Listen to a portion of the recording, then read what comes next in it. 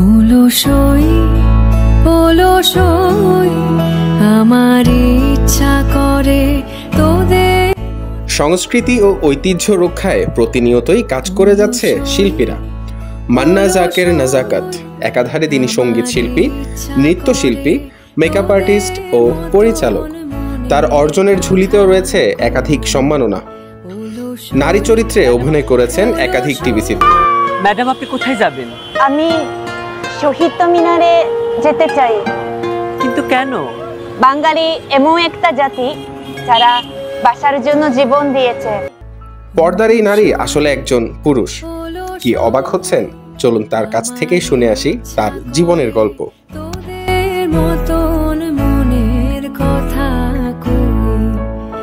ধন্যবাদ ফাইম, শুভ সময়। আমি মান্না জাকির নাজাকাত। ছোটোখাটোভাবেই শিল্প চর্চা করি বলতে পারেন, খুব ছোটোখাটো মানুষ। আজকের দিনে আমাকে এইভাবে ইনভাইট করার জন্য আপনাকে আবারও আন্তরিক ধন্যবাদ। শিল্পী জীবনটাতে আগমন তো আমার মনে হয় এটা প্রকৃতিগত একটা ব্যাপারও থাকে ভিতরগত, যে আমি বোধহয় শৈল্পিকতা নিয়েই জন্মেছি। উপলব্ধিটা ছিল ছোটোবেলা থেকে, টানতো, এটা ভাল লাগে, গান ভাল লাগে, নাচ ভাল লাগে, মিউজিক্যাল কোনো কিছু ভাল লাগে।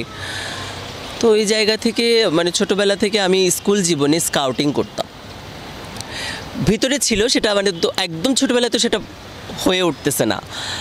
কারণ দেখা যাচ্ছে আমি একটু এই ফাঁকে আপনাকে বলার আগে একটু বলিনি, আমার মা হচ্ছেন ইন্ডিয়ান, বাবা বাঙালি। তো দুটো প্যাটার্নে আমি দুটো সংস্কৃতি, দুটো ভাষার মধ্যে দিয়ে বড় হয়েছি। তো এবং দুটো পরিবারই একটু কনজারভেটিভ মুসলিম। আমার একটা বন্ধু ছিল, ও খুব ভালো গান করতো। তো ও গান করলে আবার দেখা যেত আমি নাচের কোরিওগ্রাফি করতাম।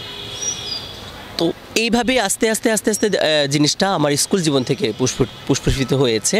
দেন আমি আগ্রাবাদ হোটেলেই সর্বপ্রথম প্রমা অবন্তী দিদিকে পাই, যিনি ওডিসি ডান্সার চিটং শহরে, এবং চিটাং ইউনিভার্সিটির আপনার নাট্যকলা বিভাগের নাচের ডিপার্টমেন্টটা উনি দেখেন।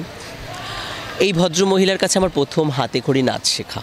আসলে আমি একটা জায়গা, মানে একটাই না, আমার মধ্যে একটা ভার্সেটাইলিটি ব্যাপার আছে। তাহলে কি হবে, আমি আমার কোরিওগ্রাফার এবং ডিরেকশন দেওয়ার একটা মেন্টালিটি ছিল, যে আমি কোরিওগ্রাফার হব, ডিরেকশন দিব, স্ক্রিপ্ট রাইটিং একটু মনোযোগ দিব। তো ওই জায়গা থেকে পুরো জিনিসটা আমার চর্চা করা। মর্নিং ঘুম থেকে উঠি, একটু রেয়াজ করি, আগে যোগ ব্যায়াম করি, একটু বেসিক কিছু যোগ ব্যায়াম আছে যেটা আমার না করলেই নয়। ওটা করার পর আমি একটু একটা মশালা চা খাই নিজে করে, যেটা আমাকে একটু সতেজ করে। দেন আমি একটু রেয়াজ করি, গানের রেয়াজ করি। এরপরে কিছু ডান্সের কিছু ক্লাসিক্যাল ফিগার আছে, মানে যেগুলো আসলে করলে বডিটা একটা ঠিক থাকে, আমার বেসটা ঠিক থাকে, ওগুলা কিছুটা চর্চা করি। এরপরে আমি একটু কিছু শের শায়রি শুনি, নিজের থেকেও কিছু ক্রিয়েট করার চেষ্টা করি। আমি চেষ্টা করি যে প্রতিদিন বা এক দুই দিন পর পর একটা শায়রি লেখার। আমরা যতটুকু শুনেছি আপনার মা ভারতের, বাবা বাংলাদেশি, তো আসলে ওনাদের গল্পটা একটু শুনি। এটা খুবই ইন্টারেস্টিং এবং অনেক বড় গল্প, তবে আমি সংক্ষেপে বলি।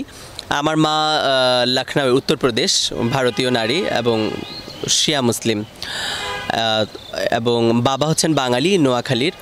তো আমি যতটুকু জানি আমার বাবা মাকে পছন্দ করেছিলেন, মা না, কিন্তু পরে ওটা অ্যারেঞ্জ ম্যারেজ হয়েছে আর কি ওনাদের। আচ্ছা, সোশ্যাল মিডিয়াতে আপনার অনেক ক্রিয়েটিভ কাজ আমরা দেখি, হ্যাঁ, তো সেটার পিছনে নেপথ্যের কাহিনীটা আমরা একটু শুনি। ধন্যবাদ। ক্রিয়েটিভ কাজ বলেছেন, এটা আপনাদের দৃষ্টিভঙ্গি। আসলে আমি আসলে চেষ্টা করি, রাতে শুয়ে চোখ বন্ধ করে চিন্তা করি যে আমি সবার চেয়ে আলাদা কিছু করব, যেটা আসলে কেউ কখনো করেনি। তো ওই জায়গা থেকে আমার কাজটা একটু ইউনিক দাঁড়িয়ে যায়, কারণ ভাবতে হয় কাজ নিয়ে। ওটা করি এবং স্ক্রিপ্টিং করি, তারপরে রিহার্সাল করি, তারপরে প্রেজেন্ট করি, এইরকম আর কি।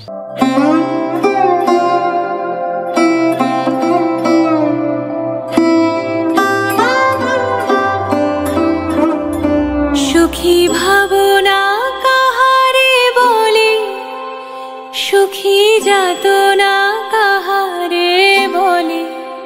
ফাহাদ ইবনে মাহমুদ, চট্টলার খবর, চট্টগ্রাম।